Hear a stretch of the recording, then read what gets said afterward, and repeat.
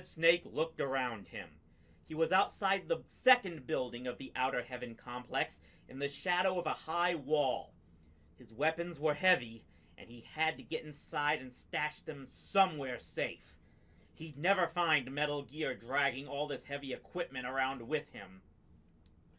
About 20 yards away, almost against the wall of the building, Solid Snake saw more trucks. 3 of them.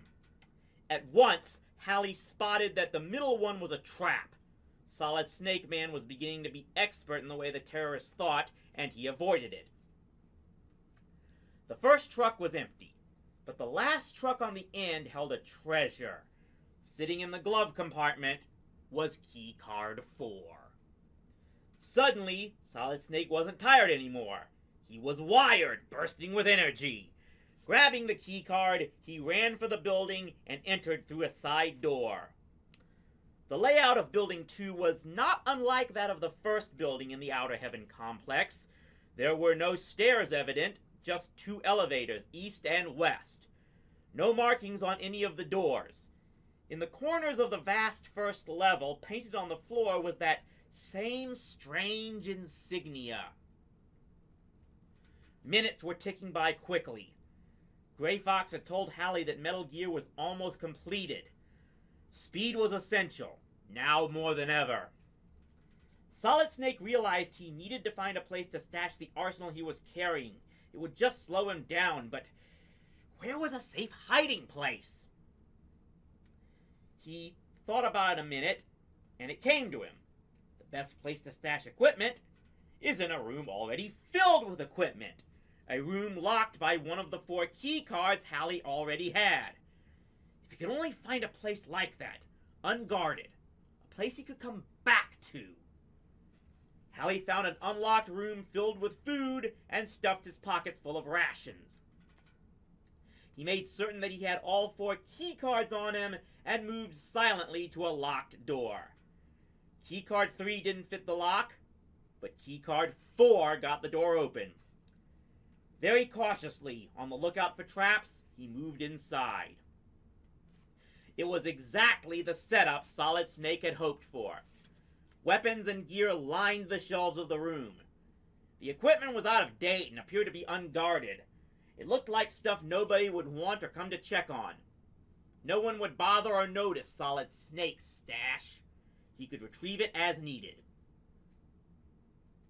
Hallie began to unfasten his bandoliers, but before he could set down any of his gear, he heard noises approaching the door. He moved fast and low toward the back of the storeroom. Just as the front door opened and an armed squad of Colonel Katafi's men came in, Solid Snake saw a small back door to one side of him. He slipped through it before the terrorists could catch a glimpse of him. He was in a place he'd never been before. Ahead of him stretched a large area made up of what appeared to be solar panels, but couldn't be because there was no sun in the windowless room to heat them. On the other side of the panels was another set of doors, each of them holding the possibility to escape. To reach the doors, Solid Snake would have to cross the panels. Behind them, he could hear the terrorists talking noisily in the storeroom. His only escape route was across the panels. He could feel the heat rising off of them while he was still 4 feet away. 3 panels were arranged in a set.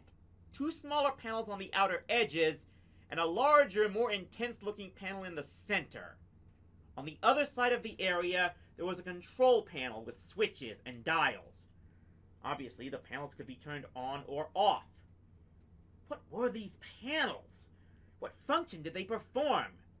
As a quick guess, without examination, Solid Snake thought that they were made of silicon covering for fuel or energy cells, intended to vent the heat created by an enormous energy source elsewhere.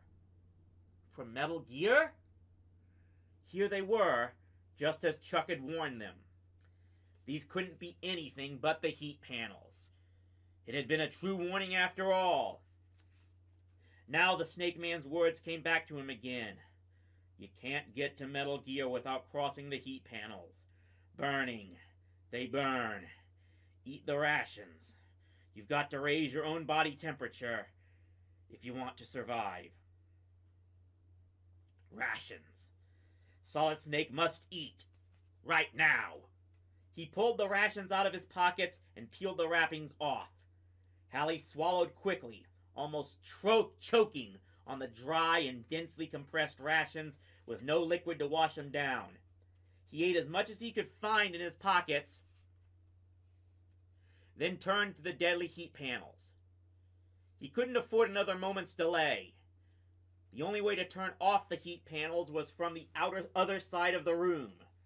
Solid Snake set off across the silicon cells. The heat was fierce, burning, just like Chuck had said. As Hallie crossed the deadly panels, the temperature began to rise even higher. The heat had become more intense and more intolerable the further he progressed. And he was still on one of the outer panels. What would happen when he got to the center panel, the one that could really burn the flesh off a man's bones? Solid Snake had eaten every scrap of field rations he had with him, and he still had to face the central panel without more rations. Suddenly, though, he felt a rise in his own body temperature. The calories he'd eaten were taking effect. His body and internal organs were heating up to match the heat of the panels. Yeah, I'm not exactly an expert on physiology, but I'm not 100% sure that's how metabolism works. Not only for the fact that we're already once again taking some creative liberties with how the game itself works. I hope to remember all of that when I come to the end to probably list all of that, but moving on. He didn't understand why it worked, but Chuck's advice had saved his life. He was crossing the center panel now. Sweat was running down his head and body. His eyes ached from the heat haze and the glare. But Solid Snake was still alive. Thanks to Chuck's warning, the rations had their effect. He was in great pain, but he couldn't bother about that now. Instead, Justin was elated because he felt he was getting closer to Metal Gear. Justin Hallie stumbled off the heat panels, more dead than alive. The first thing he had to do was shut off the heat. Finding the control board for the heat panels, Solid Snake closed the system down. Across from him were 3 doors. He opened the door on the left with keycard 1 and stepped through.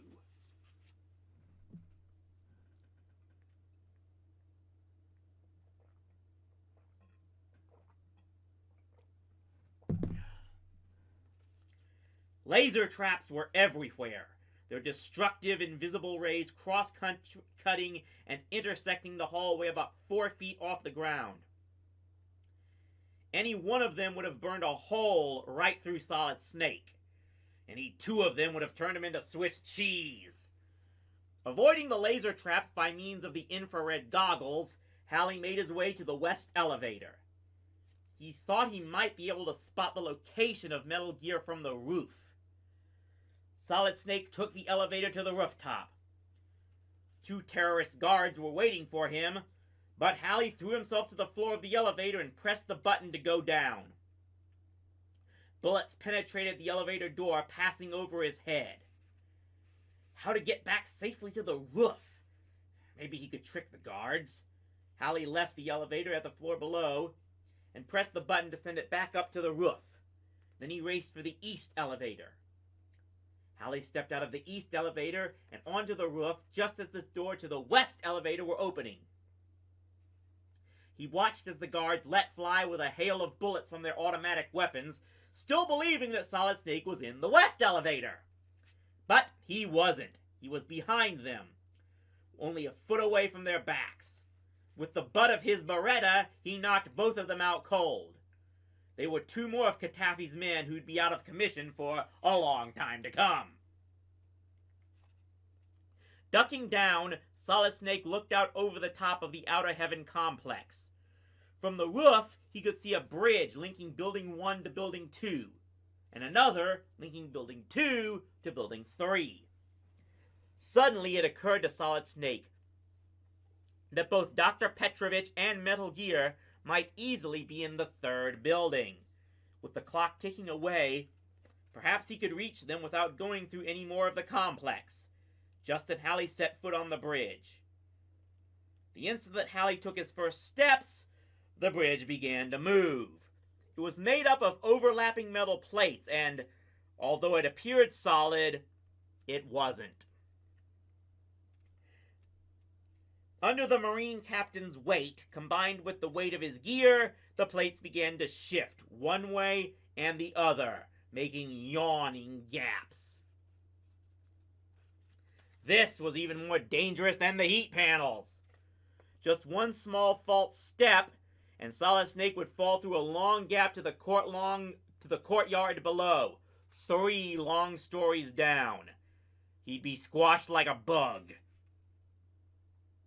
Loaded down by a grenade launcher and other heavy equipment, Halley moved with agonizing slowness. Inch by inch, left foot, right foot. He forced himself to not look down, not to think about the concrete pavement 3 stories below. At last, after long, agonizing minutes, Solid Snake crossed the bridge safely. Now he was on the roof of Building 3. In front of him was a small crate. Halley approached it carefully, then slowly opened the top. He couldn't believe his eyes. There were 2 objects inside. One was a mine detector, and the other was the radio transceiver. Now he can hear what Diana was transmitting. Halley strapped the equipment to his back and walked to one of the elevators. The door wouldn't open. He walked to the other elevator. None of his keycards would open that one either. So it was back to the rooftop bridge again for another crossing to Building 2. But this time he was weighed down by even more equipment.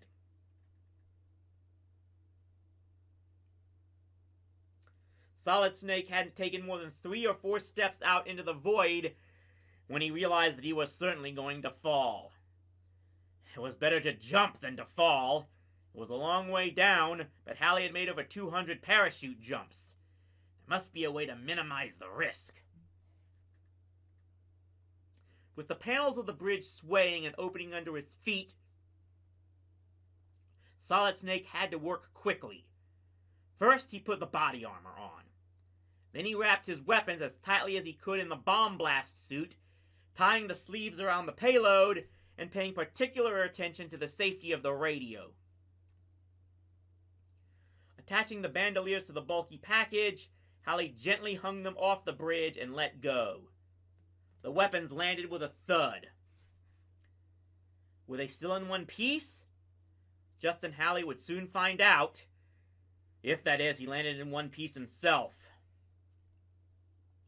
The bridge was swaying worse than ever, and huge cracks had opened between the plates. With the bridge giving way under his feet, Halley wrapped his arms around his knees, tucked himself into a ball, and jumped over the edge. Just before he reached the ground, he untucked and gave his body a half twist. As he hit the ground, he rolled over twice, then slapped down hard with both hands. Scrambling to his feet, Justin Halley felt himself all over. Nothing broken. He checked his weapons. They seemed to be A-OK. Even the radio didn't have a scratch or a dent on it. Another successful jump, only this time he had made it without the parachute. Not a jump he'd recommend to his squad as a regular exercise. Without his extensive training, he would have broken a leg, or even worse. Solid Snake took a long look around. The courtyard was thick with trucks and tanks.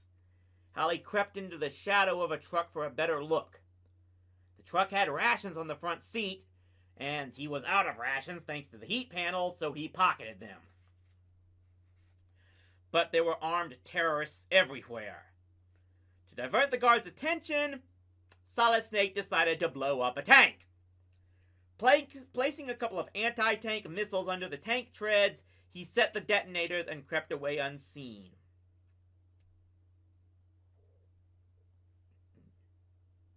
Suddenly, a faint radio transmission, almost blanketed by static, came from his transceiver. What he needed was an antenna, so the broadcast would come in clearly. Justin Halley could hear a woman's voice saying, "Boss man here, watch out, it's a minefield. Try to slip through wearing an enemy uniform."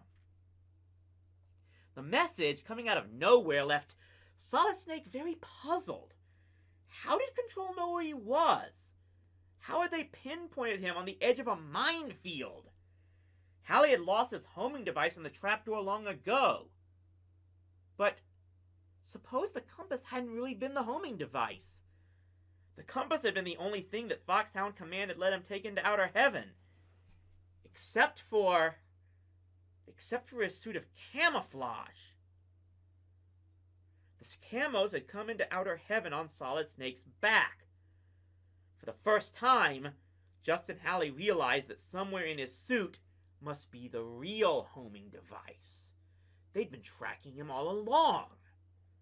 But wait, if Control knew where the minefield was, hadn't it also been aware of the heat panels, the shotgunner, and every other hazard that Captain Justin Halley had faced? Why hadn't Control warned him earlier? Why had his commander lied to him about the compass? Didn't the leader of the Snakemen trust Justin Halley? And now, if Solid Snake were to take off his camos and put on an enemy uniform, wouldn't Halley be off the computers of Foxhound Command? And would that be good or bad? Can I still trust Commander South? Halley whispered, and didn't know the answer. He felt totally cut off from his command.